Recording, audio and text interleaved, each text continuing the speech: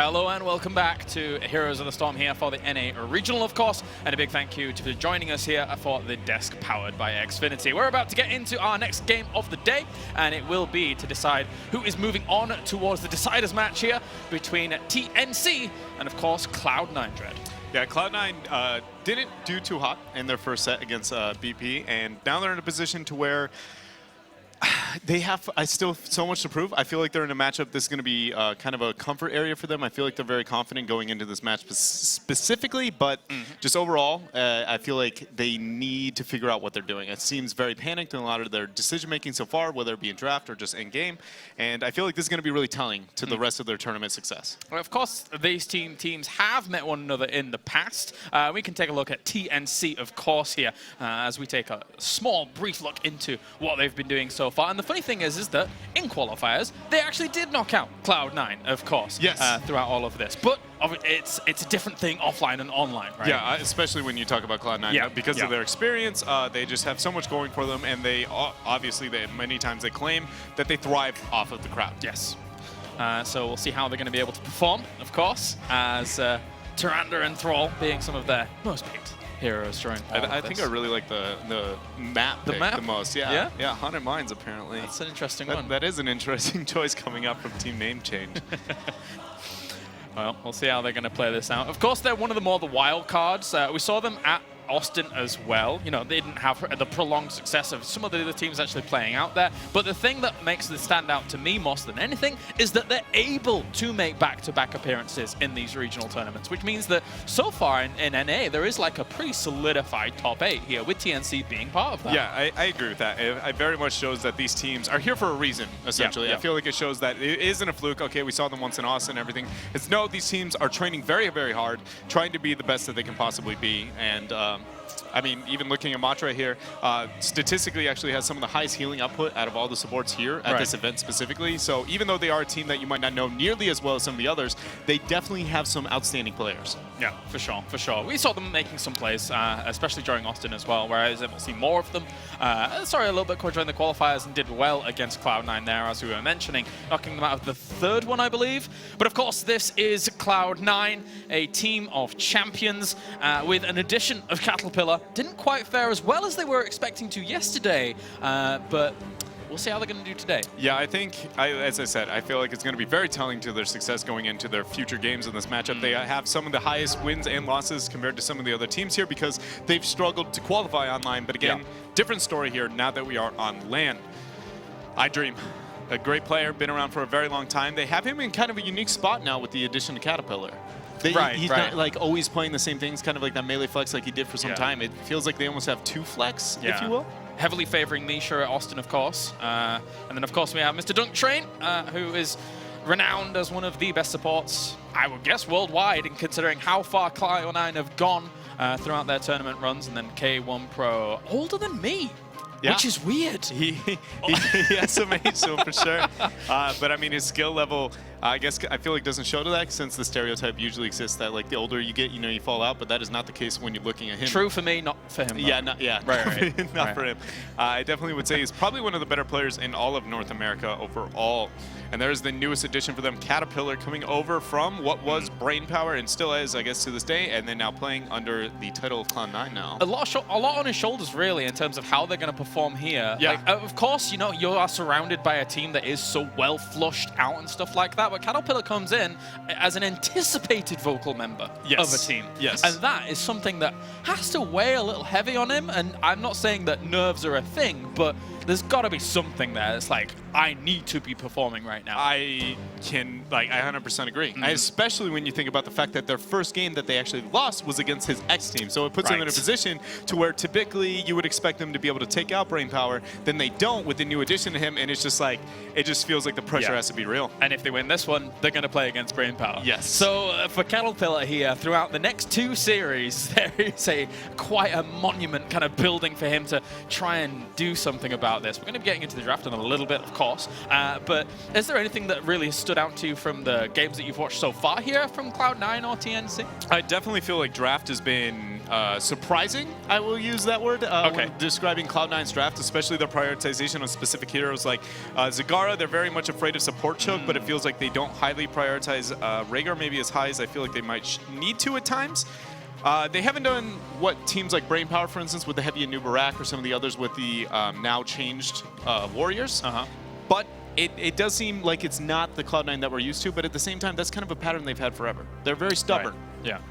And the thing is that as well, is you mentioned the Zagara at the beginning, it's not really something that we see too much in this region anymore. I mean, if you think back to Austin, what we saw it like once or twice, didn't really have that much success. And then when I think about it, I'm like, are we in Europe? Is that a thing? Are we in Europe? What's going on? I feel the same way with the rise of Lunara, actually, too. Right, how much we've seen her here. But yeah, specifically, My Insanity was a team that played Zagara and obviously had great success not dropping a game. But it isn't the case so far here in North America. Zagara seems to be struggling a bit. I do think Tracer is going to be something we need to look out for. Both of these teams do play it. iDream plays the Tracer for the side of Cloud9. We also know that TNC plays it. They showed it yesterday specifically. So it'll be interesting to see where this draft goes. I'm going to guess that it's not going to be as predictable as maybe some of the other teams that we've seen today. Okay. Well, I would like to see some Tracer again, especially since, Equinox is actually running a very, very strong Tracer position for himself.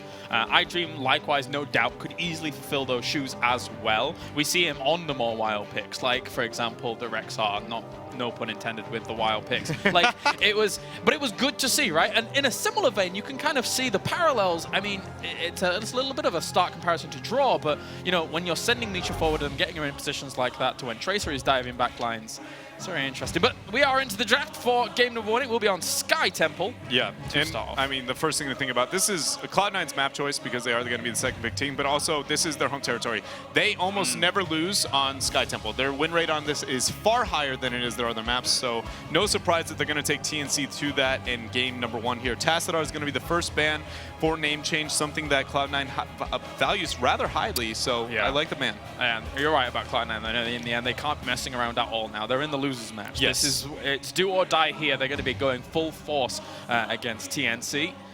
And where are they going to go to? Are they going to ban the Illidan themselves? Or do we see a Kael'thas coming along? I would like even Sonya's because I've enjoyed the fact that people are prioritizing it more, but it will be Illidan to start. There's a lot of options for TNC at this point. They could move with, Li Ming's, Kael'thas. Okay, so they go Kael'thas here, and Cloud9 now has to get the response. I do expect a melee of some sort, whether it be Thrall or Sonya. Maybe Thrall in this situation. I want Rhaegar Sonya. Like, I definitely want to see a high Rhaegar, but typically I don't feel like Cloud9, at least looking at their games yesterday, didn't. Team name change, if they do not pick up Rhaegar here, I think it's 100% that TNC picks up Rhaegar.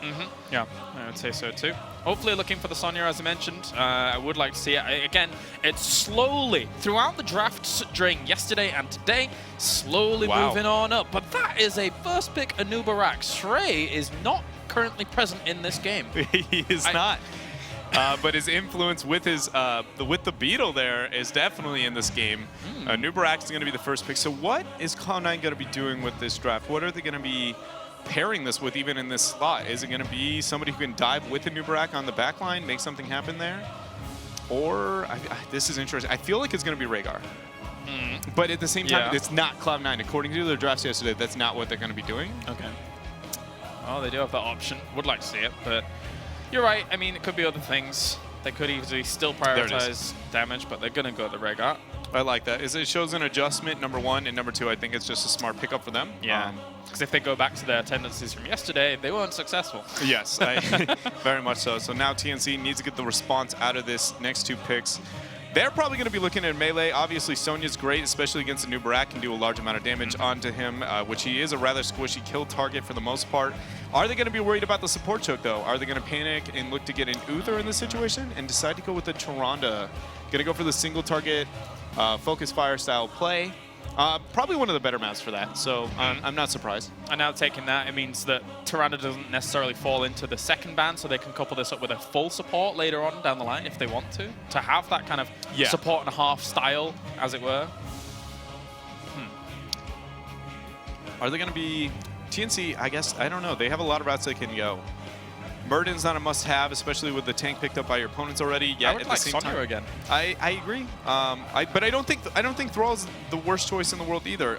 He has a lot of kill potential, especially as well onto the Anubarak, but his does come later than Sonya's, so I like her. But I also don't like Sonya as much in the Toronto-style compositions. Her positioning is far more relevant than Thrall. Thrall can just kind of throw out the Sunder as a follow-up, make sure he gets a kill, whereas Sonya has to be right next to the kill target. Wow. They go with the Uther. They're afraid of the support choke. Yeah, that is very, very vibrantly towards the supports, more so than I was really expecting. I didn't think they'd mind too much about, like, say, an Uther being banned out and then them going down another path, like a Right Wing or a Karazim or something, but such is life. Yeah, both of these teams have shown that they are very afraid to be put on some of those lesser common, I guess, supports when it comes to North America for the most part, especially when you compare, like, Karazim in Europe. But now Cloud9 is going to be rotating to their ban phase here. They might want to decide to remove one of the melees and pick it up for themselves. That is an option they have. I don't even know if they're going to pair a Anubarak with a double tank, to be completely honest. It is an option. They have before. I remember them doing it in qualifiers during all of this. So that could be what they decide to move towards. If that's the case, the only tanks that they might be worried about removing is going to be the ETC or Murden. They do go with the ETC. Trying to think what game that was. They went to Anubarak Arthas against Tempo Storm in one of the qualifiers, which was during the last qualifier, actually. But so ETC gets banned down. I guess they're not too worried about the idea of team name change having something like a Muradin and then them even going to Arthas down the line if they want to. Yeah, TNC really needs to be worried about what DPS they want to remove from Cloud9 here. I think this is going to be an important ban for them. They do go with the Falstad, not something that we've seen too high a prioritization on most of the teams, but I think it's a great ban, obviously. Sky Temple, Globals are going to be of high value. Cloud9 now. What are they going to go with here? What do you think? What is... A lot of options, but like there's not across the board, apart from Kael'thas, really no damage locked in. Li Ming's going to be a choice here, which is just kind of like a middle ground. We need some damage. What do we need? Li Ming's pretty reliable. Yeah, so. And it's one of our better maps. The standing on the shrines, getting a lot of poke out of them. Finally. There goes the Sonya. So the meta is going to be picked up. I do think name change will be moving towards a Muradin Thrall probably in this situation. Murden's going to be able to be obviously a great tank in the lockdown, but then also Thrall to be the heavy melee and deal with the solo. The funny thing about that is that if they did have Muradin Thrall from this point on, I think to myself, Team Name Change had a fantastic draft. If I look at that whole composition, the amount of lockdown they have, the amount of rotational positioning damage that they have. If this was last patch, I would have agreed. Right? I'm not sold on it this patch, especially when looking at heroes like Sonya, for instance, the kill potential that they have to get onto her, like she's just going to have a heyday. It's very hard for them to chain their CCs appropriately and have effective positioning against the Sonya because obviously with Wrath, but then also with the stuns being nerfed across the board, it's essentially just unrealistic. It's not as simple. But that's where it's going. I mean, with the Toronto pick as early as it is, they have to, right? Right, It's not like they can make adjustments. When you pick Toronto that early in the in your draft, it's pretty much we are going this route and there's no other option except for maybe Battlefield of Eternity is the only exception. And the thing is right now is if they don't go Thrall, they need something that's still good laning-wise and because they've got to deal with a Sonya. Yes. So what else can it be, really? Yeah. Like, what else do we think of in that? I would like to see it be paired with crowd control as well, so they do go with the Thrall here. Now, Cloud9 has a lot of options. I don't think it will be a Deathball 4-man melee with Arthas, but it could be. The double tanks excel against the single target blow up. It gives them less targets to be able to focus. At the same time, if they pick Sylvanas, I feel like Cloud9's composition is very well rounded. They don't need to be too worried about anything at pretty much any point in this game. I sort of want the Grey Mane, but at the same time, there's so much stun on the other side. I'm kind of scared for him. I would like Grey Mane, though. I think I would avoid Grey Mane. I don't think it's a bad pick by any means. I think I would like Sylvanas a little bit more, only because it's counter-engaged if they do get a great engage. But then also, Rhaegar is going to be wanting to baby the Sonya. She's going to be smashing faces the entire time, but you don't want to baby a Grey Mane on top of that, right? Like, if Grey Mane messes up at all, only one of the two is going to be able to survive, whereas Sylvanas is going to be sitting far enough back that usually with her mobility, she'll be right on her own. Yeah, I kind of like it now that you say it. I mean, even if the nerfed version of the stun combo does go down, you can disrupt it a little bit if you really are feeling, as you say, with that counter engage for the Wailing Arrow to just shut it down. So that could be a thing. Or, I mean, Cloud9 has been picking Zagara very frequently. I talked about that already beforehand. And that could be what they decide. There it is. They do decide to go with the Zagara in this situation. So, man, the Zagara pickup here compared to the Sylvanas, compared to some of the other picks they have, they do have two great solo laners with Sonya, with Zagara, which is going to draw resources from Team Name Change. Honestly, essentially, Team Name Change has to get the ganks, right? It's the standard Murd in Toronto composition. They need to get the kills. They have zero wave clear. If you bring two strong solo laners and you just tri-lane in mid, this is actually something E-Star does specifically. They'll run a 1-1 with strong solos and then 3-man in the mid and just be like, you can't kill our solos, but you can't kill us in mid either. It is something they could do, but I would have liked to see some of the other picks. So overall, what we're saying is Team Name Change here wants to establish dominance early game. Yes. Cloud9 is playing a far slower pace with this kind of composition to kind of like win it out later on. Yeah, I mean, it's the same name. It's the same thing with Astro Authority's compositions that we've seen all day. It's very much, this is how we're going to approach the team fight. If it does not work, we don't have very many redeeming qualities in our composition for the most part. Whereas when you look at Sonya, Li Ming, Anubarak, and Zagara, all of them, it's like if they survive what you have, like when you use your entire rotations, it's going to hurt. Like Naventic's response was Lunara. We see Cloud9's version is going to be the Zagara, which is also counter, like essentially can stop the momentum, like much like the Sylph could have. I guess maybe I'm just a Sylph fanboy, so. I mean, like, normally I don't really defend Zagara too much, and I say that coming from Europe, lol. Yeah.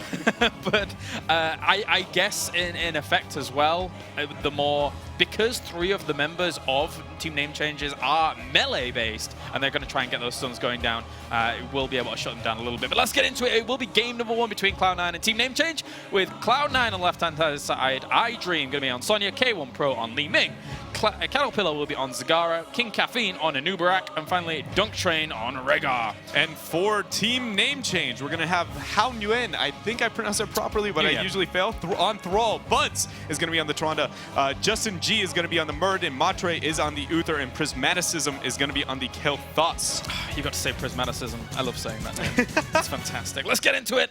Game number 1. Sky Temple is the map, as everyone looks to group around towards middle to start things off here and push on forward. So, can Cloud9 redeem themselves from yesterday, or will Team Name Change upset them and knock them out of the tournament in what is 7th and 8th place? If that happens for Cloud9 here, their potential... They're hoping Naventic wins the tournament. That's what they're hoping. That's what they're hoping. Need to go on to Summer. They have not missed a World Championship. They have not. They're one of the few teams that actually are in that position, largely because of visa problems in some of the other regions, but these teams are going head-to-head 50% here in the polls between the two. I don't think anyone's voted yet, but yeah. But really, again, to talk about where this is going to be going, when you can look at the overview, it's going to be very much the early aggression coming out from TNC and how it's going to work. And remember that approach I was talking about. You have Sonya is going to be the strong laner. You're going to have Zagara as the strong laner, forcing the resources but keeping a 3-man mid. Turns out Cloud9 is exactly mirroring that strategy here. Maybe taking a little bit of a note from some of the stronger regions. Maybe. Hao Nguyen down towards the bottom. Gonna be okay there against it, although Anubarak rotating quite aggressively for that, so has to be a little bit careful. Of course, he does have some self-sustain, being Thrall, so he'll be okay at the moment as long as he doesn't extend too far out.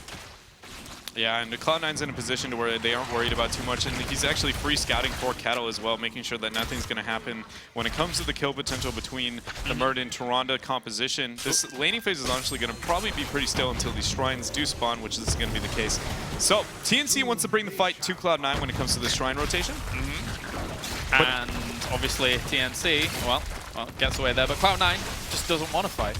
Not for now, and actually TNC is just getting on the top shrine for the time being. They do control Vision for a short period of time. That's not going to be the case much longer. Vision is absolutely crucial when it comes to this first shrine rotations because you get to control the rotations of your opponent when you can see them beforehand. Hence the ward of Anubarak down towards the bottom doing what he did before. But actually they're getting quite a bit of damage done here with this. TNC is not rotating. Right now, they see 2 resources on the bottom half of the map. You have the aggressive composition, and instead of rotating the mid to contest with like what would be a man advantage, but also kill potential advantage, I feel like already they're giving up far more than they need to be in this early game. And also, you got to consider that when you go against these compositions, you're like, okay, who is going to be the one solo laner? Thrall is definitely going to be on his own at some point. They've exploited that fact to a T throughout the entirety of the start of this game because they knew it before the game even began. Yeah, I mean, you pretty much expect that is going to be either a Zagara or a Sonya into that solo lane on the bottom half of the map. Both of them being a pretty easy matchup for the Thrall for the most part, obviously, unless you're being babied by the new Burbank. But minor pause coming in here. A little bit of a struggle, but we will be getting back into it as soon as possible. One thing I did want to touch upon, though, that bottom front wall going down, something that doesn't always come into play, but something to keep in mind. So because that bottom shrine is going to spawn typically around the race to level 10, if TNC gets on it, they're going to get bonus XP from the early shots, which could be enough to give them over that spike to get level 10, right? If they catch up and soak everywhere else. Whereas on the side of Cloud9, if they're contesting it and they're looking for, like, typically you're like, yo, I'm going to get XP when this tower dies. Turns out it's going to be focused in the fort. It takes far longer. It's not something many teams abuse, but it is something that could be abused in this matchup specifically. On the other side of that, though, if they're able to get Fountain down there if they're able to kill off the Fountain behind all of that before they actually go onto that shrine, then it makes it a whole lot weaker down there for TNC, which is, it has taken some damage already. It will gain the shields back since last patch, of course, but that's another important factor to consider as well. Yeah, it definitely is, especially because it would force them, like, in an ideal situation, they would only be able to tap off of mid, which is not something they want to be doing. It's very far away. Yeah, it's like it's a trick. How to lose half your value if you're well right there. But TNC does pick up the giant camp. It will be pushing down on bottom. It looks like Cloud9 is going to be responding as well with getting Sonya to get clear, then capping them camps themselves. They also took a very, very early night rotation, which means I think you can expect Cloud9 to siege up as a group on the bottom shrine a little bit earlier than TNC. It's a very common strategy to decide, like, which one of the camps you want to take early and which one you want to be pushing with the map objective. And I mean, all of this focus towards the bottom is them understanding that they did lose so much down there, right? Yeah. You've got to try and compensate for that fact before that shrine comes up, as we were mentioning. Whoa, iDream, though, coming in from the flank here. This could be first blood very quickly. It tries to go for the Luna flare on towards Caffeine. It slows him down for a moment, and that does make sure that they get out there during all of that chaos. Yeah, sadly, there was a moment of hesitation, almost like a stop juke on the side of TNC to get away from that spear, so they weren't able to chain the CC to secure a kill there. A lot of resources committed on the side of Cloud9, but again, with that front wall that they already have down over their opponents, they're still in an XP advantage. Night camp is not been taken quite yet, and these shrines are going to be spawning in the next 30 seconds, so what camps are going to be taken will be essentially a split pushing approach to the next shrine phase. Is this timing for this easy camp, would you say better or worse than what we saw from team name changes before? I definitely would say better, largely because they don't need to worry about Knights on the upper half of the map because they're drawing resources from TNC. Right. So now they're essentially never having to worry about the split push, and now it's pushing with their camp. So as long as iDream can juke, which he just did, they're going to be in a fine position. Definitely a little risky with this positioning, but if they had been a little bit more patient, this would have been a huge power play for C9. Yeah, and noticeably TNC didn't get any damage on towards that giant camp there for a moment. So Flame Strike comes in, but just clips it for the moment. They'll protect down on this lane whilst some of this temple is soaked. Yep, and they did manage to get the well, as we were talking about earlier. Leeming's coming from the top, trying to get a combo off towards them. They were very group. Pragmaticism takes a lot of damage there, and that is going to be 4. There's nothing they're going to be able to do about this. That's some damage on towards K1 Pro. He was quite far forward, he was uncharacteristically. Yeah, he very much was. I agree with you. His positioning was definitely too aggressive. Dunk Train on the Rhaegar coming in with a good cleanse to be able to keep him alive, and that is a level lead and structural advantage for Cloud9.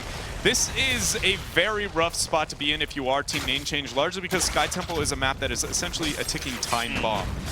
When you're down, and not only in levels, but also in structures, it's much like Towers of Doom in that sense. If you're down in both of those areas, it really hurts your probability coming back in this game because you're constantly forcing a fight on your opponent, and you have to wipe them to have success. If you think about it, like what I was talking about in the draft was that I liked TNC's. They're going to boss with the 10. With their level 10, they're going to force the boss. Yeah. But the thing is that like TNC's, I'm like, okay, I really like your draft if you actually do something with the early game. But with Caffeine's positioning to make sure there was no rotations around, with control of the watchtower, there was never any opportunity. So Cloud9 has negated their early game disadvantages just by positioning alone. No, and it was a really great abuse of that 1-3-1, right? Like because they don't have the wave clear, they essentially get to dictate the pace of the map, which is why the Toronto style of play is usually kind of falling off in a majority of the regions, because without that wave clear, you're in a tough position here. And this bottom lane is now really scary.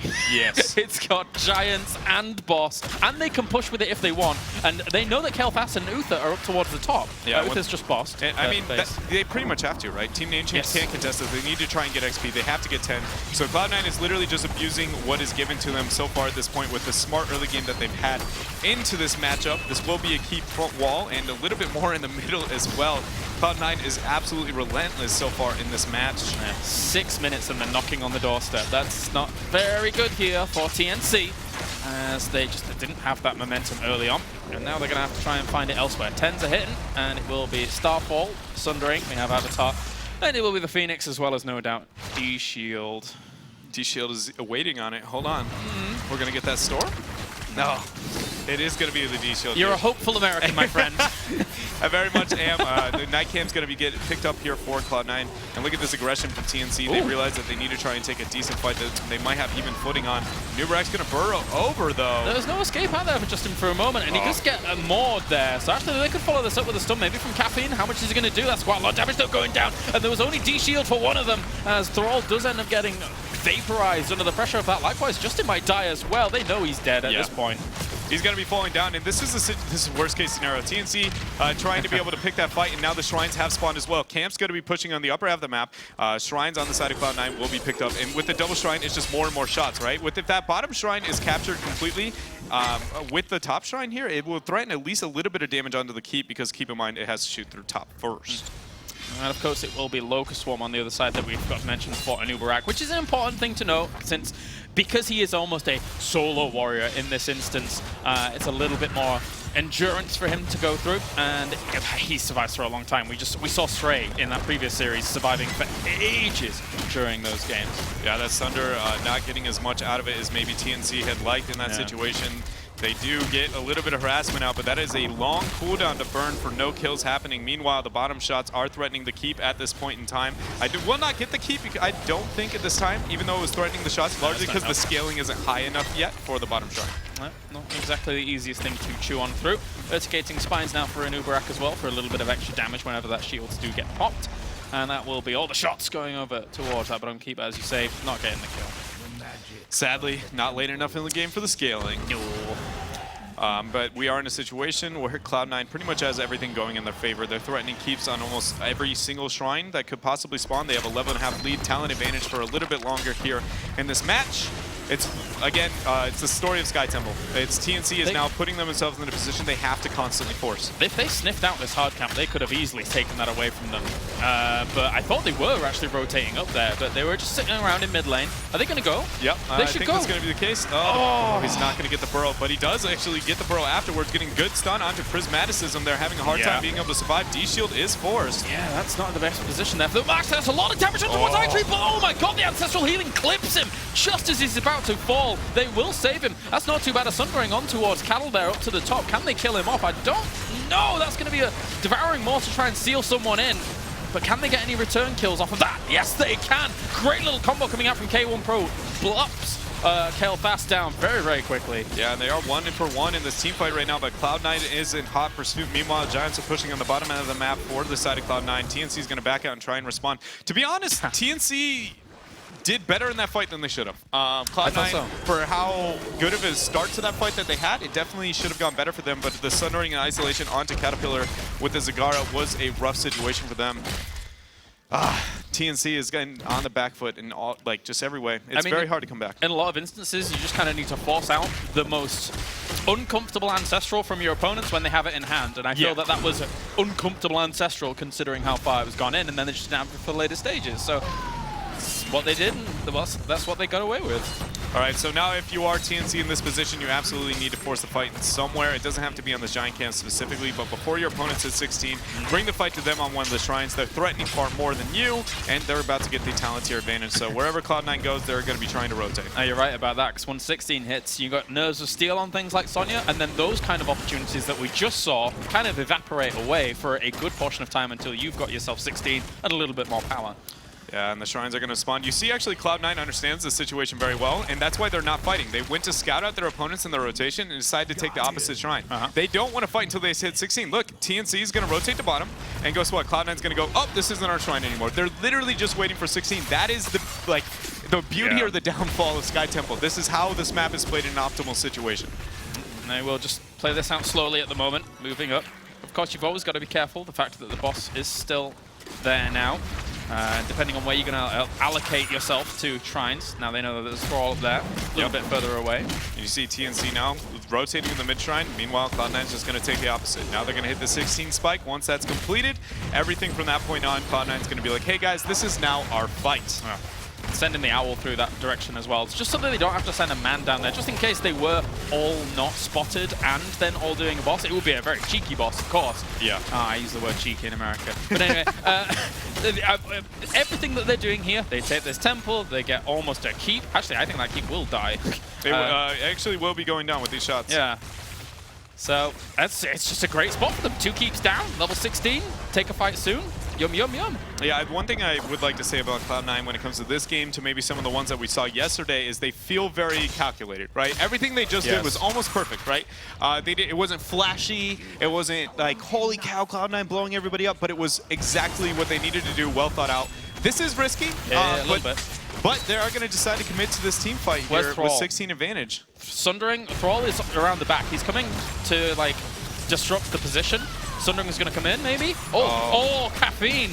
Caffeine with the scout out very, very quickly of that position. Very important. There's going to be a more going down, and that will be secured by Cloud9. Caffeine's movement to stop How there was so good. Yeah, no, it was an absolute must to be able to win this boss for his team here. Now he's on the back line by himself, though. Sundering's still an option here. He does secure the kill with the Sundering. It gets 2. The boss has taken, keep in mind, but that is 3 for 1 at this point. TNC is trying to run away. Keep in mind, Giant's already on the core, weakening the shield. Meanwhile, the boss is also threatening. This is most likely going to be game. Yep.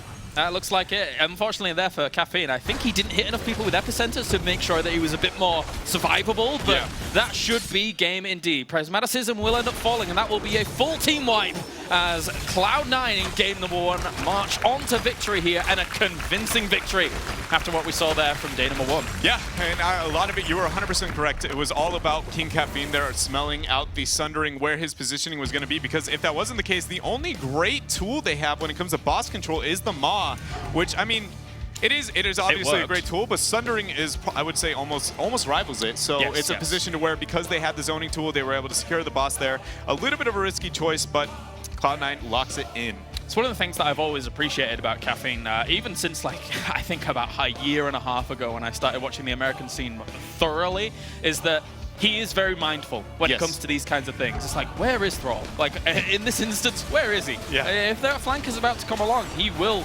disrupt that very, very nicely. And this is the 1 kill. Oh, it's the 2 out of the 2 kills that they got during this game for TNC. Yeah, TNC, that was pretty much the only sign of life that it really felt like they had. But again, the isolation here, Maw coming out, Kato single-handedly capping that, secures the boss for his team, and look, Caffeine is not letting Thrall do anything. So he hit 2 with the epicenter, but it wasn't enough to get him out when they were surrounded by 5 there in the end. And the thing is that how you can't stick around down towards the bottom and just fight out an Anubarak on his own during all of that chaos. No, yeah. It doesn't work. No, he had to get out of that. The minute he got sniffed out, he was just like, well, I've got to move out of this position. But Anubarak is a great on sticking on targets, and Caffeine plays it very, very well. So now we're moving on to a different map, Battlefield of Eternity, and we're in a situation to where we have pulled Cloud9 away from their comfort zone. Again, I think a lot of people, Cloud9 almost never loses on Sky Temple. They just understand the map better than everybody else.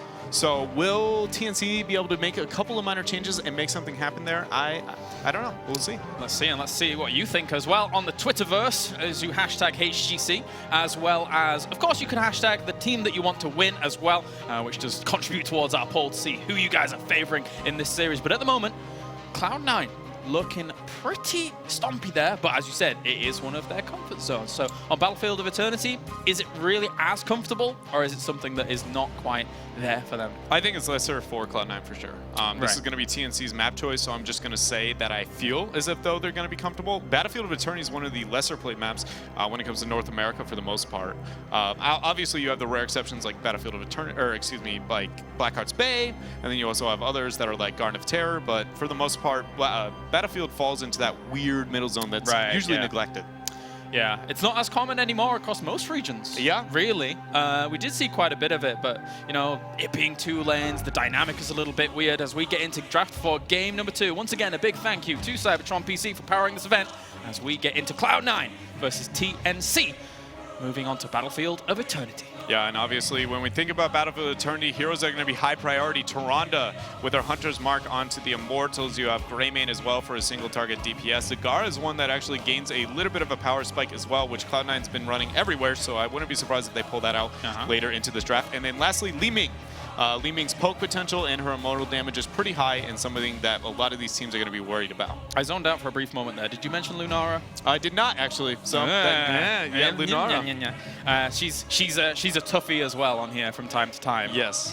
But Sonya going to be first ban. I love it. She's great. Really She's great. She's not only a great ban overall, but she's one of the other ones that's also great that I forgot to mention. She just smashes with her W, Sizing Slam, just hitting the immortal. Did you mention Tyrande as well? Yeah, Tyrande was the most, without a doubt, yeah. She's one of the most important when it comes to this map specifically. So she's a scary one. So what is team name change going to do? Because this is actually one of the maps where you do see some of the more wild bans because of those things. Yes. Because of those factors. Yeah. They do go with the Odin instead. I wouldn't be surprised if Cloud9 move with Tyrande, honestly. She is very high value here. You know what the funny thing is as well, is that I think, if I recall, Cloud9 was one of the teams that was always banning Tyrande. Yeah, they were. So there you go. That's not going to come to fruition just now, but they're going to go with the Anubarak again. They're on the hype train. They're on the Anubarak hype train. They feel like it's very influential, and they do lock it in for themselves. Basically, Stray was the best salesman of this tournament, and now we have Anubarak first picks. Well done, Stray. Well done, Stray. All right, name change now with the response. I would like to see, okay, there is the Tyrande. Is it going to be a Greymane? ETC is another one I forgot to mention, also on this map. His passive groupie is getting effect onto the Immortal. Everybody getting that attack speed is really hard to outrace him. I wouldn't be surprised, actually, if they go ETC. I think I'd like Greymane more. I want to see them worry more about their DPS. You know, with that, let me take it a step further. Okay. Let me take True Shot Aura instead. I mean, White Owl's really, it's not bad, I'll admit, but Greymane's going to be the pickup. I really like it. Yeah. I really like it here in this priority. I agree with you. I enjoy it in this situation as well. Now Cloud9 with their response, are they going to be worried about maybe a Thrall with the melees going to be banned out the way they are and Greymane off the table? I think he gains more value. He's not bad on this map by any means. The funny thing about the Greymane here is that you've already secured yourself a Tyrande, which has Hunter's Mark. Now you think about how hard Greymane hits when he's got Executioner at level 16. Then you add on the Hunter's Mark to that as well. He becomes a nuclear bomb. Yeah. He actually hits things really, really hard to the point where he knocks you off this video game and you go play another one. That's pretty brutal. He does, very much so. But now Cloud9's going to get the response. I think it's going to be a Thrall Rhaegar, personally. I don't see them giving up Rhaegar here. There it is. It's picked up for them. They don't have to. It might be Zag, again, with their high value that they've had on her recently.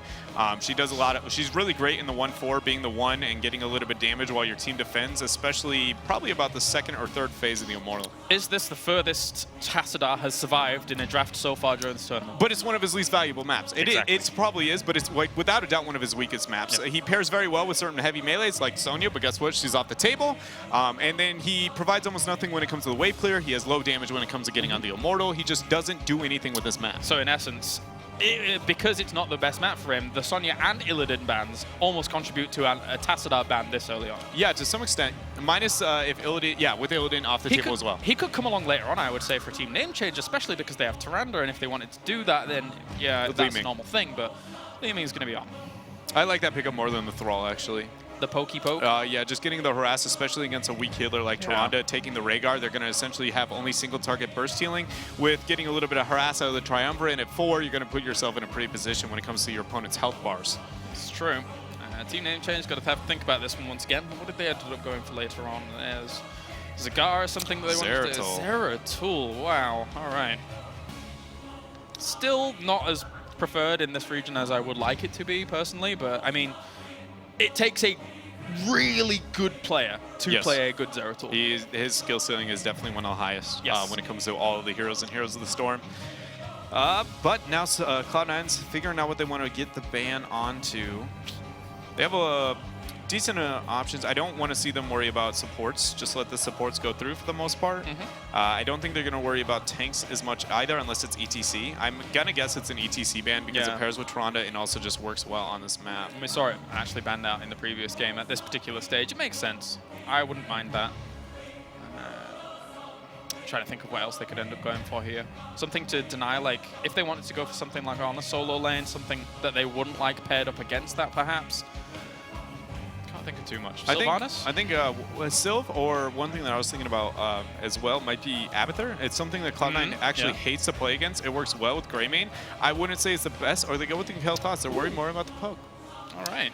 But it also works well with the Greymane. ETC instantly locked in for team name change. They're very happy to see that go through for them. And Uther. So now they also have the D shield to be able to protect. The D-shield feels so much. It fits so much. It's on the ETC, it's on the Greymane if you need it. Like, so surely, I mean, a Falstad would be a great pickup here for Cloud9, right? Falstad is a decent option. He doesn't have poor single target damage by any means. So he would be relevant there. He can disengage with a lot of what they're worried about when it comes to their opponents. I don't think it's a must pick up for Cloud9. Trying to think of something else. Obviously, Sylv is an option, also the double tank, but I'm not going to think they're going to go into that. And then Thrall is still on the table. Yeah. I think I personally would like to see Thrall. Maybe I'm crazy. I think Thrall has fallen off a lot when it comes to just like the stun. I think because they don't have Sonya, they may go Arthas. Like, I don't know if they'll run a Nubarak solo in this instance. Because the previous, or do you think that Thrall will be enough as a front line to help? I think more than any other team on any other map, Cloud9 was like the first to run just tankless on this map. They were, yeah, I remember. They really like just like, well, if we win the race, nothing else matters. So doubling up the tanks, they're worried. I think they might be worried less. But I agree with you. I think that is something that they definitely can be going, especially when it comes to this map, Syndragosa. I know I said the word that nobody does, the heroic that never exists, but Syndragosa is an option. But it's Cloud9. We never know what they can do, so. Yeah, that's true. I still think that they need another warrior along with this. Even something as pseudo, like a mid-range warrior. But, whoa. Well, speak of that, hi Misha, and hi Zagara. No surprise, Cloud9. Whoa! Chromie! No! Chromie! Oh, damn! Oh, I'm so excited right now. This is like the only thing I've been playing since. Oh my god! All right, and everyone's been angry at me for playing it so much. Well, this is I'm afraid of that pick. Okay, so before I get started on my just Chromie's existence in competitive heroes overall, where does the pairing come in with the rest of their comp, right? Like when I think about you have Rexar doing a large amount of damage and getting Misha getting harassed everywhere, like Chromie already struggles with people that get on her very easily. Right. And Misha's going to be doing that consistently, and Nubarak is going to dive her almost infinitely. Yes. They're forcing the D-Shield to go onto her, not to 2 kill targets, are going to dive the back line, essentially. I've got so much to say about Chromie when we get there. Okay. I'm hesitant. It's also quite the wild card. Let's not beat around the bush. This is the first proper major tournament she has been allowed in competitive play, and this is our first proper game for Chromie. She couples up really well with the ultimate combo that they've got going, potentially, but we'll get to that in just a moment. Let's get on to game number 2. Cloud9 to the left-hand side with iDream on Rexar, as always. K1 Pro on Li Ming, Caterpillar on Zagara, King Caffeine on Nubarak, and Dunk Train will be playing Rhaegar. And for team name change, we're going to have Howden Win on Greymane. Buds is going to be playing the Toronto. Justin G on ETC. Uther will be played by Matre, and Prismaticism is on the Chromie. And this is something I've known Prismat has played Chromie for some time here, so he's going to have to prove it here. I'm so glad that I get to cast this game out of everybody. Oh, and he's already doing the build that I didn't think he would do. Great. All right, so let's get into things. It will be Compounding Ether for the Chromie to start things off, which is basically buffing up your Sandblast here to start things off. Now, Chromie is going to have to be very careful about her positioning throughout this entire game. As you already mentioned, the dive potential for Cloud9 to get towards her is there. And she is very, very squishy. Yes, but let's think about some of the positives, right? I've been kind of bashing on the Chromie, so let's look at the positives here. This map thrives in situations where you get a lot of poke over long periods of time, and she's without a doubt one of the better heroes when it comes to that. Her harassment that she can lay out at a lot of times is very high, so yes, that might be something that they're able to get. It's just they're going to struggle when it comes to Immortals, and hopefully Toronto can make up for that. Yeah, it's going to be more about poking their team for Chromie than it is about doing damage to their Immortal with a Chromie, because she does not do that much damage to NPC targets. It just doesn't work. It's like one of the lowest probably in the game. Yes, overall. Like so. I feel like Abathur can slap harder than that. Pretty much, yeah. Actually, Abathur solo one-on-one, if she gets right next to Chromie, could probably kill her as well. But for now, we'll see how this is going to go. The stuns are important as well. That's a lot of damage already done to TNC, though, from all of this. As Justin G going to have to move away. Hits K1 Pro in the face with a Sandblast. But those Dragon Breaths aren't going to be too easy to hit either, really. Yeah, the health bars of TNC already slowly falling in that bottom half of the map. I'm afraid that's just going to be the story of this game. But I mean, maybe I'm a cynic about the Chromie. I believe. You gotta believe. Flare been used for vision as well for Rexar. Yeah. No little block on them. What's on the other level ones? I can't even recall. Is the globe Yeah. already there The as well? globes, typically. Yeah, quite typical. But we'll see how this is going to play on out. As this game evolves, potentially Chromie can have a lot of effect. We shall see. It's just for the buff up. Yeah, and Chromie's going to be looking to try and stack her Q as quick as possible to get that bonus damage out at level 1. Toronto going with the Hunter's Mark in order to reduce the cooldown, try and get more damage onto the Immortal. So here they go.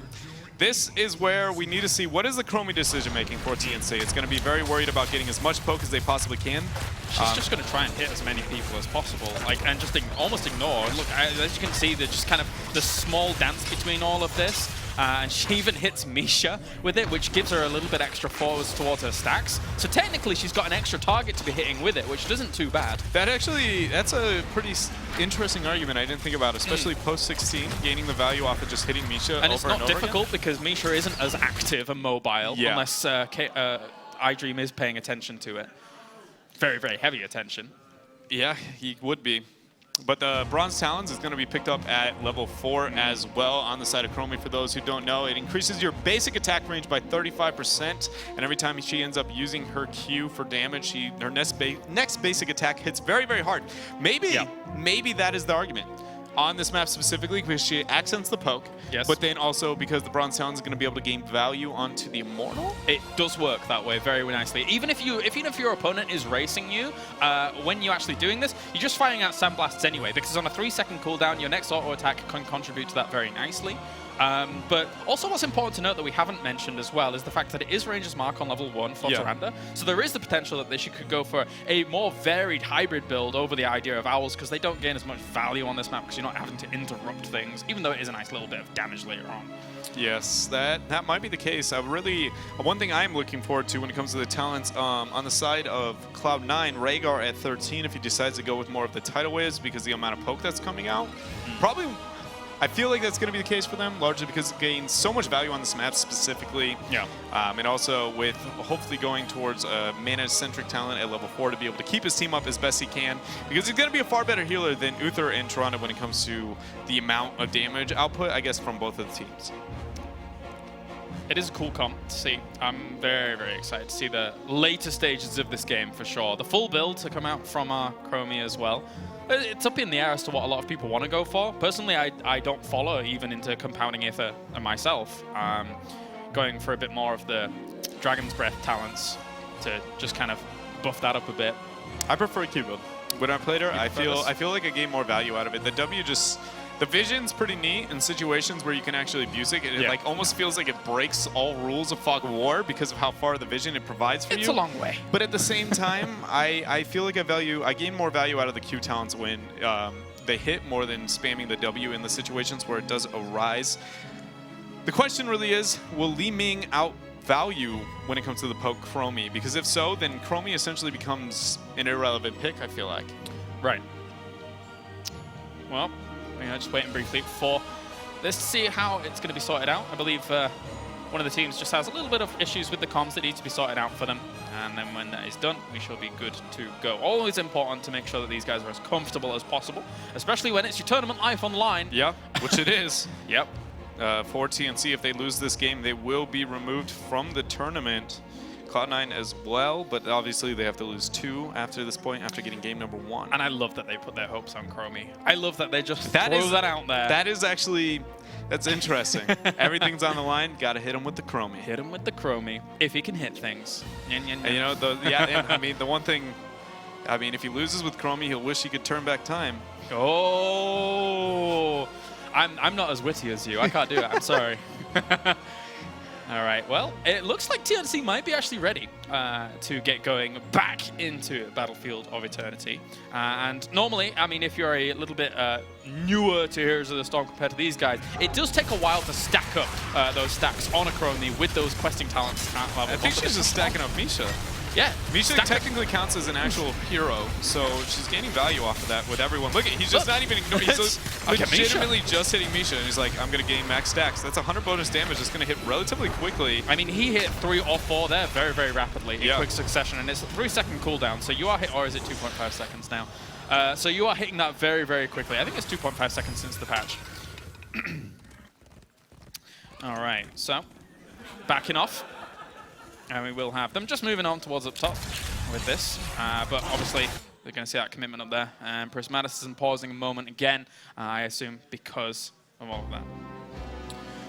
But outside of that, a Rexar build, for those who don't know the standard Rexar build that we see coming out of the side of iDream. So far, we do see a flare. I believe that was largely because he was afraid of the solo lane and getting ganked by the ETC Toronto combo, and then also going with taking flight, getting a little bit of the mana back when it comes to his Q, so he can move into the wave clear, usually onto level 7. Yeah. So just to run down some of the changes as well for Chromie that did occur recently, it was a little bit of a base health buff, and then it was indeed from 3 seconds to 2.5 on the Sandblast, and then Dragon's Breath actually decreased from 14 seconds to 12 seconds, which there's some changes in her talents as well to compensate for those times. Mobius Loop, for example, going down 50% cooldown reduction to 40% cooldown reduction, etc., etc. Now Li Ming getting a little bit harassed with the Immortal, already falling down for Cloud9. They did end up getting a front wall, which is roughly a level lead at this point. Meanwhile, Rexar is dominating the 1v1 with Uther. He is without a doubt one of the worst supports when it comes to that solo. Not as bad as some of the other, but Rexar will just slowly push into him. I feel bad with your only wave clear being your auto attack and your W right now. That is a great mismatch for Cloud9. Look at just, I can relate to that. Feels so hard right now. Like, can somebody else soak this lane? He's glow value and that's it. Misha doing Misha things. Good job there, good job. Down towards the bottom. And I mean, they took this whole wall and almost got a full level lead and went 7 hits. They have to change this lane matchup. He's just going to keep harassing over time very much. You need to see TNSH make that adjustment. I know it seems minor, but a lot of people underestimate the laning mismatch at competitive level. I know that you were a support when you played, but you're the janitors of Heroes of the Storm. Clean that up and just get on with something else, my friend. All right, just... I don't know if you watched Kenma, but he made Zuno look like a legend. Supports carry. So actually, I completely agree with that. I think supports do carry. I just try to take a stab at you, Bakery, everyone I know. So for now, Misha can get a bit tickled there, but not too much. Chromie is yet to complete her talent at level 1 there, but she does go Mobius Loop at level 7 though. I approve, Dread. I like myself some Mobius Loop. So rather than worrying about the damage, she's going to be going just spamming as many Ws as possible to get that Dragon's Best damage out, which, I mean, makes sense. It's a poke-centric map here. They are not timing the camp effectively because they realize that the Punisher is, Immortal is going to be spawning for this team. The race is on here, and because of Tyrande and Greymane, they're actually keeping up here. They nommed through that. I mean, it was nommed on the other side as well, but that was quick. They had a small time advantage, though, so it's not totally accurate of what the damage representation of both these teams is going to be. Level 6, of course, does help a little bit, especially with Seeker being the choice here for K1 Pro, as he's trying to blister through it. A little bit of damage. I say a little bit of damage. Half his health goes down there onto Castle very quickly. Whoa, Caffeine! Yeah. Great cleanse coming out from Dung Train, actually, to be able to keep him alive, and he's barely going to be able to survive. I think he even B-stepped as he walks away. It's time for that beetle to scurry off. Yeah, it is. ETC getting a little bit of the harass here. Prismat's trying to defend with his team. K1 Pro's been the MVP of this battle. He's just chunked and chunked and chunked and not cared about anything else. That's so good. Misha just keeps throwing herself at it, too, just making it very difficult for anything for TNC. Making this level deficit even harder. Meanwhile, the camp's been pushing on the upper half the entire time. Not getting too much value quite yet. The wave clear, the lack of wave clear, I guess, that sits on TNC. I know I talk so much about wave clear that everybody thinks I only value wave clear in this world, but it's a good point, It's very hard in the situation that they're in right now. And this is why you take Mobius Loop on Chromie, to be honest. It actually helps that out quite a lot towards that level 7. So this is why I can sympathize with him taking that talent. But it's not ideal by any means. Yes.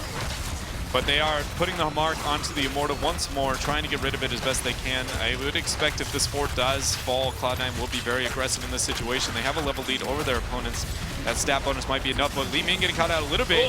The W knocking him in. Oh, they're stunned! And the Dragon's Breath gets him Very nicely done there by Prismaticism, laying down a little bit more fire. But of course, they did get themselves the fort. That's the most important thing here for Cloud9, despite losing the Li Ming, who was, once again, K1 Pro, in an uncharacteristically aggressive position. Is the range on the Immortal Stun, or the design on it, the exact same as Dragon's Breath? I just thought that was the Immortal Stun. Oh, you reaching did? out. Yeah, but that was Dragon's Breath. Yeah, that was Dragon's Breath. I saw the Dragon's Breath hit, but I thought he hit both at the same time. That's actually really deceiving. That's interesting. I've never seen that before. Chromie's already got her E sitting in the bush, though, so if there will be any harass coming out from gosh, the damage coming out already on the Caffeine here, trying to blow him up. He misses his burrow. Meanwhile, Misha is trying to get the flank here. They've got to leave, and they've got to do this slowly as well, because Prismaticism is quite far forwards there, and she has no really good way of getting out. That's actually really ambitious. I think that she was just kind of anticipating not getting out there, so turned around for as much damage as possible. That's Chromie and Uther going down. I just felt that they'd given up on trying to run away at that point. Yeah, pretty much is going to be the case. Meanwhile, team name change. Greymane is staying on the upper half of the map, trying to get 10 as best he can, but that's going to be a key front wall already for the side of Cloud9. It feels very much like the last game, where very early on they're already taking out key front walls. This is worst case scenario for team name change. They need to get 10 before the next Immortal phase. And of course, if you're not as familiar with Chromie, she does get all of her talents one level earlier. That's why she has her heroic now at level 9. And it will be Temporal Loop, where she can pull someone back and then combo them in a location after 3 seconds recalling to their original spot. So it's definitely a thing. Is it? Did he go Beast or Wrath? Did he? No. He went Beast or Wrath. He did, in order to get damage onto the Punch, or Immortal. Wow. I was always expecting the balls from Yeah, but he almost always has gone boars, but I guess he's adapting to the map specifically. Yeah. Trying to get a different build here onto the Rexar. iDream, the innovator here, not only in playing Rexar, but the build itself having diversity. Yeah, he goes for different things. But now, seeing TNC move on to a more defensive location because of their setup. That was quite a little chunk there. K1 Pro has just been lobbing in those combos all game long, apart from like the aggressive positions that we've seen him in twice, which have got him kind of caught and killed maybe. Other than that, the double camp pushing on the bottom half of the map, TNC has to send somebody to be able to deal with that. But again, your lack of wave clear, Greymane's pretty much the only one that can get rid of this. Meanwhile, Cloud9's going to be more aggressive, knowing that you're drawing the rotations here, trying to get the harass in every way. So far, we talked about Chromie versus the Li Ming and the harass coming in. I think Li Ming's winning this war so far. Yeah, she is. They need a good mosh. They need a good mosh, Divine Shield, and AoE combo to TNC right now to really kind of turn this position around. Of course, Greymane isn't in the thick of things just yet at all, so they've slowly pushed them off. And as you say, it's all because of these camps. Yeah, without the wave clear, it's just constantly, if Cloud9 can time anything, like because the lack of wave clear, they force Greymane their best wave clear. Greymane's their best wave cleir. It's not a good thing, really, is it? No, it's not that he's bad at wave clear, but typically you want somebody better than that. Yeah. ETC will move away for now. Want to get him healed back up, and they need to do something soon. Otherwise, they're just going to lose this out. They need to do something soon. Justin G needs to make something happen. It's not easy though against this kind of comp. He's so spread out. Even iDream with his damn bear is just kind of interrupting you all the time. Yeah, you see Prismat throwing out his Qs as best he can, trying to make something happen, and nobody's even on. He's actually fully stacked on his level 1 now, by the way. Welcome to Misha. Yeah, he's been able to hit that very consistently. It's very early considering what you would normally see a Chromie player doing, which is never with Compound Ether in normal games at all. Yeah, this is just worst case scenario. TNC needs to make something happen. They try to get it, but a great cleanse coming out from Dung Train to be able to keep King Caffeine alive. Meanwhile, they're beating on Misha, or Misha beating on them, depending on how you view it. Cloud9 is just slowly whittling away and winning this game. The Li Ming, I do think, has gained a lot more value so far in this matchup. Yeah, I'm actually curious as to how much damage she's done during all of this. 36,000. That being said, Chromie is equal 36,000 as well on towards heroes. I guess the lack of support, having maybe Uther is because of his lack of healing comparative to Rhaegar, and even in the Tirana might be the reason the health bars seem to fall. Prismat was very far forward there against iDream's Misha. That was the first time that TNC has actually been aggressive when it comes to getting on the Immortal after the first phase. I like that choice from them. They need to get more great damage onto Cattle, but I don't think it's going to matter at this point. Let's be honest, though, it's not. Oh, actually, iDream, got to be careful there, mate. Yeah, thankfully the bird will help, and they're going to end up losing this, but will Caff go? There's an Ancestral, and he gets away. He's back? No, unstoppable. Yep. So he's okay. This is just rough. Look at the 10,000 to 940 only left for them. They are going to try and get a last-ditch effort to get as much DPS onto this to remove the shield as they can. 741 slowly ticking away at it. Li Ming's going to throw out a combo, and that's going to be it. A rather large Punisher, or Immortal, is going to be pushing for Cloud9 in the top lane. All right, well, his battle is done. And as we approach the level 13s here, Cloud9 still in a good, dominant position. They really haven't taken too much structural damage themselves, apart from a few towers.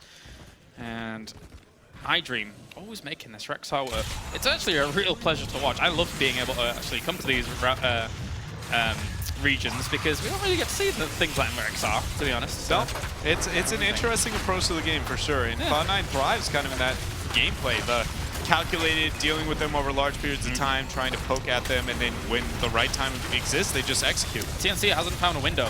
Justin G hasn't found that opportunity to just go in, get the mosh that he wants. He could turn around. No, even the disperse, knowing that would be a thing. Divine Shield has to be popped defensively to get him out of there. Yeah, that's worse. That's really rough for them. Now they have very little tools to be able to deal with this. They've already lost both their keep front walls, so the next Immortal, if it does go in the hands of Cloud9, will actually be threatening a keep. This is where the poke gets really real. Reach through time at level 12 for Chromie means that 25% extra range on everything. Oh, well, the Sandblast and Dragon's Breath. So very, very powerful choice here out of Chromie. Of course, at level 12, there's the other things like Bye-Bye and the basically an ice block. But this one's very important, especially on this map. Yes, it very much is. It increases their poke potential by a large margin. Also, keep in mind, I talked about it a bit before, Rhaegar did not actually go with the tidal waves to try and keep his AoE. He's just worried more about the single target. I'm not too surprised with how squishy Anubarak has been. He's almost lost his life to the ETC Tyrande combo quite often, showing that he's way more worried about the single target burst than he is about the Chromie kind of combo that they've been throwing out here and there throughout this match. So, still kind of slowing this down. Full rotation down towards the bottom. Honestly, if I'm Cloud9, I would push with this camp. Even if your opponent is on even footing, I would just... They have so little wave clear, they have to fight you. It's true. But iDream's getting stuck out here. They look like they're going to try and force it. They will rotate around to try and save him. That's Ancestral as well as Chain Heal. That's a lot of damage going on towards him. Temporal Loop's been spot on him as well. So he will come back, but I don't know if it's going to work out. The counter engage from Cloud9 has been fantastic. They lose themselves Misha, but at the same time, they force the entirety of TNC away. Whoa, K1 Pro. Look at him going ham. Panic. Oh man, the poke from Chromie over the wall. Prismat is trying to make something happen. Meanwhile, K1 Pro is throwing out the missiles, trying to make it happen as well. Greymane is falling. Prismat's rotating to get out of there. He does get stunned. That's the thing. He was throwing in so much damage from a really good angle. But the thing is that he has no escapes from that angle, so he has to mount up and run away. He just gets in his little gnome feet and he's like, run, run, run. Can't get out of here. But already Cloud9 has started onto the Punisher, or Mortal. That is about the 5th time I've called it a Punisher. So it's just the Punisher, you know? It's the tile set, don't worry about it. It's funny because Chromie, like, otherwise known as Chronomu, is like actually a super huge, powerful dragon. But when you get near her, she's like, help, please don't hurt me. Like, she is a massive, massive dragon in this little gnome body. Bless. In the little gnome body. Little gnome body. Well, she's going to need to channel the inner dragon here if she's going to be able to win against Cloud9 right now, because they are just dominating this second game. It feels like they just... It hasn't even been just like, oh, they wiped everybody from TNC. It's legitimately just like TNC has some comp flaws, and Cloud9 is just absolutely abusing every part of it. All focus from Chromie has been on Misha there for quite a while during all of that. Now, they can't out-poke. What is this position for Chromie when she can't out-poke this situation? I don't know. Like, Misha just got huge value here. Matre might be going down. That will be it. A reset for Li Ming. Meanwhile, Greymane's going to be falling. Not quite yet. Cloud9 in full control and not really letting up at all. There goes Caffeine straight into the back lines as well. That's going to be a more on towards ETC. Marked up his Caffeine, but I don't think it's going to even matter. He may take quite a bit of damage there. On from How, but even he dies before he brings him down. That's 4 for nothing. And that is going to be another Immortal. And that is definitely a keep going down. Actually, I would like to see Cattle back during this time. They don't need to keep this pressure up in the bottom lane. You just need to be worried about the next team fight here. I guess they're going to try and double keep here. Yes, Tyrande can't solo defend against Cattle by himself here for the time being. But realistically, the team fight that's going to happen in the bottom lane is going to be more important. That's why Cloud9's not capping right now, just for anybody who doesn't know. They're waiting because they know there's no worry at all. Right? So all they're going to do is back up, reset, get full health mana, and then just Now they battle. I want to talk about the iterations from iDream as well. I think he's realized throughout this game that he has been almost the sole focus in some of these poking wars from Chromie, and thus at level 7 he went Blood of the Rhino, which increases Menpet's duration by 5 seconds, and at level 16 he went Critical Care, which increases the healing of Menpet by 50%, whilst Misha's under 50%. Yep. So that's a really cool little change that we're seeing from iDream in this instance. Yeah, and I want to also compliment the shot coming up from Cloud9 in this situation. You have a level advantage. Your Immortal is very, very strong. You're going to get a keep for free no matter what, so you might as well split the resources out of your opponent, get this keep, threaten the core. So you threaten the core, they back up, respond to core, and then you get a keep. It is a chokehold position. It's beautiful, but you can only do it when the Immortal is above half health. See, now they back away. You legitimately just put yourself in a situation where it's like, okay, but they did overextend maybe a little bit too much here. And Justin needs to find something here as well. That's a burrow on out. That's going to be Ancestral Healing on towards him. Hao's going quite deep in. There's going to be the Divine Shield to keep him alive. Justin is out of the backline at all. There's going to be that keep going down as well as them winning this fight as well. That's 3 down. And Cloud9 have absolutely smashed into this base. And even the Mortal is just going to walk on and still contribute to core anyway. Oh, ETC. I'm sorry. No cow will stay alive. Yeah, Cloud9, really good decision making there. Maybe a little sloppy-ish. It feels like they risked a little bit too much when it came to the end there, but they were able to turn around that team fight. Get a 5-0 wipe. Chromie will be sadly going down, and the Dragon will not reign in this match. I think their first public showing competitively. I think so. Welcome to competitive, Chromie. It didn't go well for you this game, but maybe someday. I mean, it didn't work out for Rexar early on either, and look at him now. Right? Yeah. I mean, You could raise your eyebrows there a little bit. Nicely done. Nicely done. Cloud9 advances on to the Deciders match for today and keeps their hopes alive to be moving on to either a tiebreaker or down the line in that bracket to maybe even winning the whole thing. Yeah, no. One thing I want to point out when it came to the last game, Chromie actually did 85,000 damage, whereas comparing to Li Ming did 63. But when you looked at the health bars, it felt like TNC was never able to keep up with it, whether that be the support or not. It almost, one argument that a lot of people made when Chromie released, even though she does do a lot of DPS, she is not essentially doing effective damage. Exactly. It's like Nazeebo. You're stat padding, but what does that mean in competitive? Nothing. No, exactly. You're totally right. You're so on the money with that. But also what I want to point out is that Rexar tanked 103,000 damage, most of which was Misha. So where do you think most of that 85,000 went? That is. And thanks to the iterations that we saw from iDream with his healing talents at 7 and 16, it was soaking up so much. Misha was not dying in situations where she should have died. Yeah, it was just really rough all the way, like for the entire game. I like how Macho just accepts his fate in that situation. Whatever. Uther's trying to get the heals on somebody to help keep this team alive, but it didn't matter at this point. They're just so far behind, able to secure more and more kills for their team. Just a rough spot. Cloud9 had control of every game very convincingly. Did you see the swing around from the laser there as well from Li Ming?